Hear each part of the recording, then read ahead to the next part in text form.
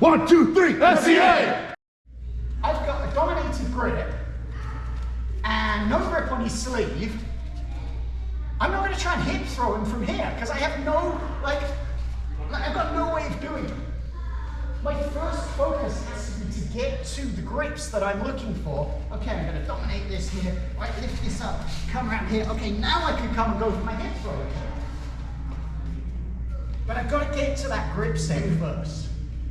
So, we've looked at a few grip breaks. I think the first real simple exercise is just this one.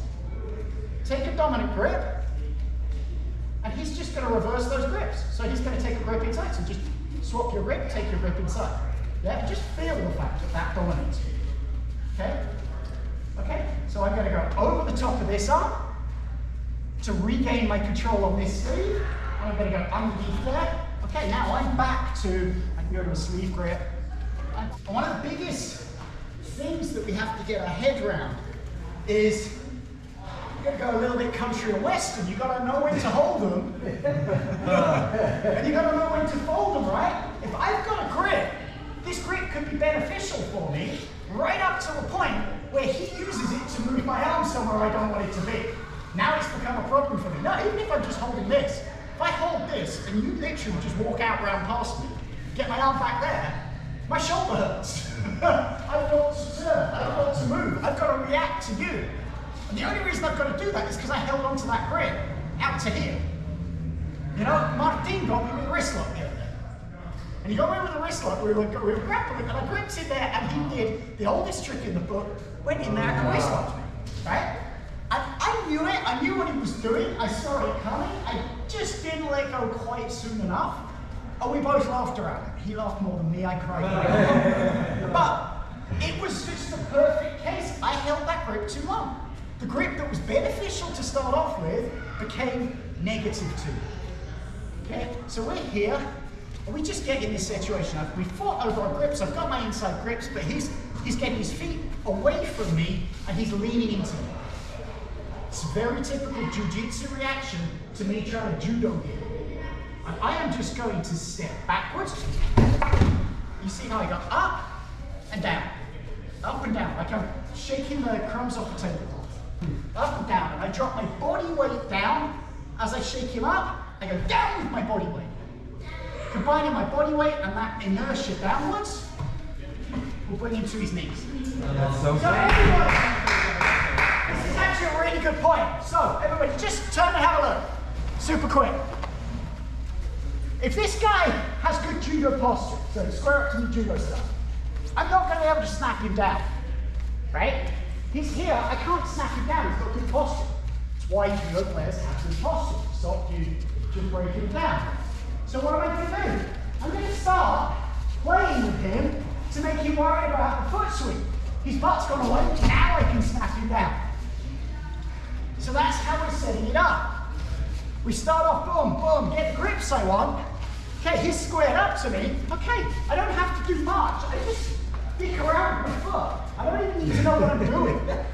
Honestly, I just tap his foot with my foot. He's going to take it away from me. I tap one foot, I tap the other foot, they're both away from me. Now I can snap him down. We're going to start from this position. He's done the right thing. I've just passed his guard. I've settled down, but he managed to get this elbow in between us and make a brace. Okay? So, I'm just going to scoop under his elbow, and I am going to go to modified scarf hold. I'm going to lift this arm up and slide my knee up under his shoulder. I've now got this arm reasonably nicely under control.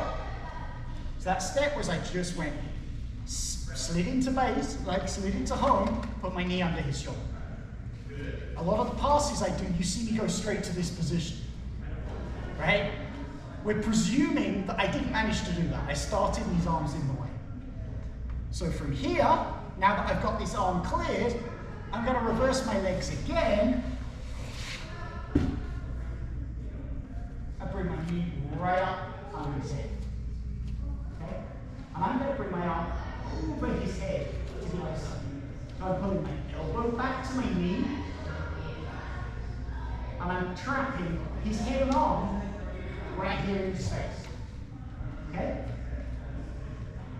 From here, I can sit down. I'm now facing the other way, right? My knee is blocking his hip. My hip is up on his armpit. My elbow is pulling in on his head. And this arm is waiting for help. Okay? So I'm in a pretty good position, but I'm not going to be able to stay here for long because he's going to wheel around and try to get out. So what I am going to do, my next concern is I'm going to mount him like a horse, right? But I don't want, if my leg goes over this space, I'm taking it through the danger zone. Don't want to do that. So I'm going to make damn sure I've got this on track, and I'm going to make more space to swing my legs through. I'm going to slide once, twice. See, my knee was in his hip, my knee is now in his rib cage. I am still squeezing, my elbow is pulling back and my hip is pulling up. And Ross is not feeling comfortable down there. Okay? Now, I can step this leg over and I come over this space. I'm not coming over the legs, there's no danger zone. Unless he's got a crazy belly button, he's not going to be able to grab my legs. Right? So I'm going to block this hand, block this leg, I'm ready to block whichever if he tries to react. And I just swat over. Watch the way I do it. I scissor so that I'm coming past here. At no point do I go over his legs, and now I go down. So I reverse this position, so I'm in my, like, what is it, upward dog position, yoga pose. My back is arched. My hips are directly in his solar plexus, taking away his breath and will to live. And I've got my feet down here as nice hooks to control, stop him wiggling about and immediately doing like a big juke up or whatever to get out. Whilst I settle and get into my control position. Whatever I want to go to next. I'm in my like Superman, right? And when I get here, I just think heavy thoughts. I breathe out. And I think heavy thoughts. Okay, so let's just see the steps quickly one more time. I'm here. I've got this arm, so I clear it up, slide my knee in. My knee's in here, I'm going to reach over his head, come back here. Hip here, use my stability here, drop this hip, slide my knee. 1, 2, control, go high, relax. Okay? There's a few steps to it, and each of those steps individually is important. Does anybody have any questions for those steps? Okay, let's have a play with it. 3, 2, 1.